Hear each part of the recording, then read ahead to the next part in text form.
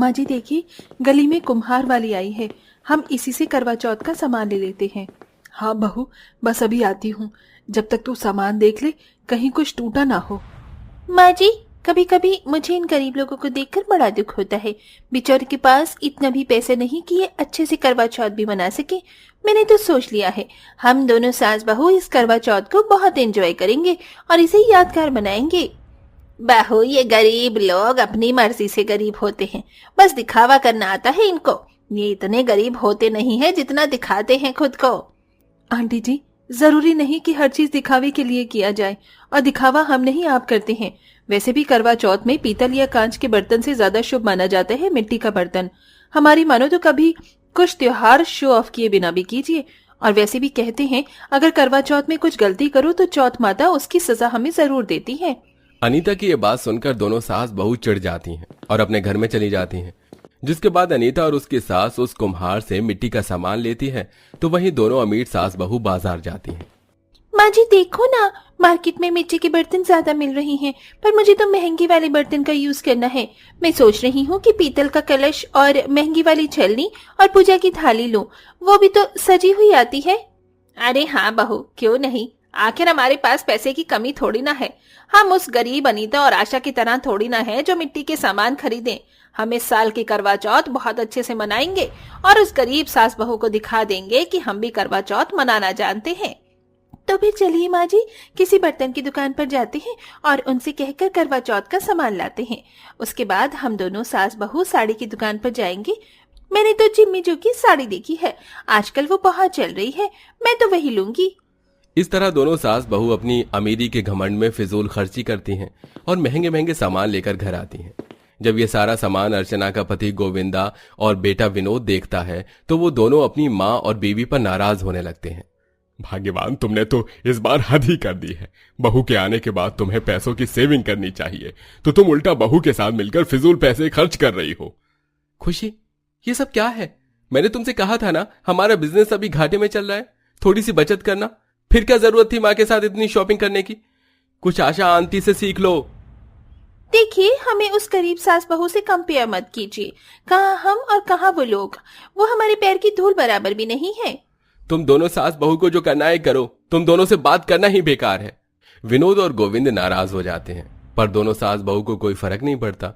तो वहीं दूसरी ओर सस्ते सामान देखकर आशा का पति अरविंद और बेटा अर्पित आशा और अनीता से कहते हैं, अरे भाग्यवान, इस बार तो मैंने तुम्हें ज्यादा पैसे दिए थे, तो तुम इस हर बार की तरह इतने सस्ते सामान क्यों लेकर आई हो? कम से कम साड़ी तो ढंग की ले लेती। और ये क्या, तुमने बहू को श्रृंगार का सामान भी नहीं दिलाया? पापा जी, मैंने तो श्रृंगार का सामान नहीं लिया। मेरे पास कुछ सामान रखे हैं जिनका इस्तेमाल मैंने आज तक नहीं किया। मैं सोच रही हूँ कि इस करवा चौथ पर मैं और माँ जी उसी सामान को यूज कर ले। क्यों फिजूल पैसे खर्च करना। देख रहे हो पापा, माँ और अनीता कितने समझदार हैं। भगवान करे हर जन्म में हमें ऐसी ही बीवी मिले। आशा और अनीता एक एक पैसे जोड़कर अपना करवा चौथ का सामान लाती हैं। अगले दिन करवा चौथ पर दोनों सास बहू अपने हाथों में मेहंदी लगाती हैं, पर वहीं खुशी और अर्चना पार्लर में जाकर 5,000 रुपए की मेहंदी लगवा कर आती है और पूरी गली में शो ऑफ करती है। देख रही हो आंटी, ये मेहंदी हम दोनों सास बहू ने 5,000 में लगाई है। यहाँ होगा कोई हमसे अमीर? अरे बहू, इस पूरे मोहल्ले में हमसे अमीर कोई नहीं है, पर हाँ, यहाँ पर सबसे गरीब 2 सास बहू जरूर हैं, जिसकी वजह से हमारी गली गरीबों के नाम से जानी जाती है। अर्चना और खुशी इनडायरेक्ट आशा और अनीता को ताने दे रहे होते हैं, पर दोनों सास बहू उनकी बातों का कोई जवाब नहीं देती और शाम की कथा पढ़ने के लिए तैयार होती हैं। अब दोनों सास बहू अपने घर में बड़े ही आराम और शांति से शाम की पूजा पाठ कर रही होती हैं। माँ जी, कथा पूरी हो गई है, चलिए अब सूर्य देव को जल अर्पित करते हैं। बहू, उधर छत पर देख, उन दोनों अमीर सास बहू को, उन दोनों की सास बहू को देखकर जरा सा भी नहीं लग रहा कि उन्हें करवा चौथ की कथा सुनने में कोई भी दिलचस्पी है। वहां सारी औरतें बैठकर कथा पूजा कर रही हैं, पर वो दोनों सास बहू अलग कोने में ही फोटो खींच रही हैं। माँ जी छोड़िए ना, उन्हें अपनी अच्छी अच्छी फोटो लेकर फोन में पोस्ट करनी होती है, पर हमें इन सब की जरूरत नहीं है। दोनों गरीब सास बहू नियम के अनुसार अपनी शाम की करवा चौथ की कथा सुनती हैं, पर दोनों अमीर सास बहू अब भी कथा न पढ़कर फोटो ले रही होती हैं।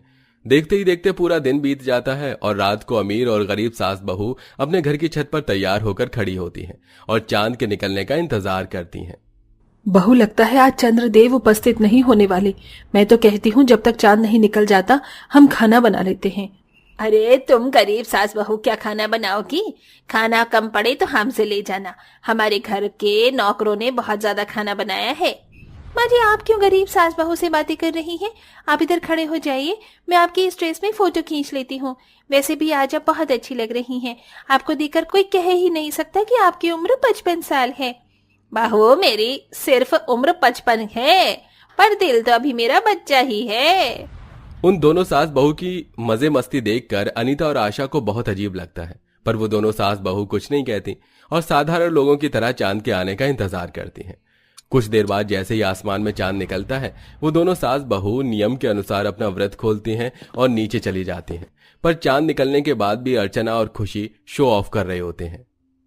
खुशी, चांद निकल गया है, अब जल्दी से चांद को देखकर व्रत खोलो, फोटो बाद में ले लेना।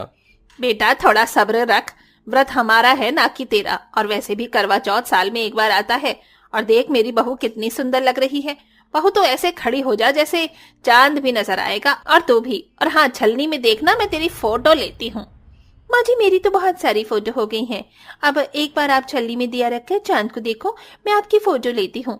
हमारे पास करवा चौथ की कुछ यादें तो होनी चाहिए ना, कि हमने किस तरह से व्रत खोला था। दोनों सास बहू व्रत खोलने के बदले अलग अलग पोज देकर फोटो ले रही होती हैं और इसी बीच छलनी में रखा दिया अर्चना के ऊपर गिर जाता है, जिस वजह से दिए में रखा गरम तेल के छींटे अर्चना के पूरे चेहरे पर गिर जाते हैं। ये देख गोविंद अर्चना से कहता है, और करो शो ऑफ, और दिखाओ लोगों को कि तुम कितनी अमीर हो। ये सब कुछ तुम दोनों सास बहू की घमंड की वजह से हुआ है। यहाँ पर खड़े सभी लोग अपना व्रत खोलकर नीचे चले गए, पर तुम दोनों सास बहू की तो चोंचलेबाजी ही खत्म नहीं हो रही है। अरे आखिर तुम दिखाना क्या चाहती हो, कि तुम अमीर हो? अरे तुम्हें ये सब दिखाने की जरूरत नहीं है, क्योंकि सब जानते हैं कि हम अमीर हैं। पापा जी ऐसे क्यों बोल रहे हैं? माँ जी को बहुत दर्द हो रहा है, इन्हें डॉक्टर के पास ले चलते हैं।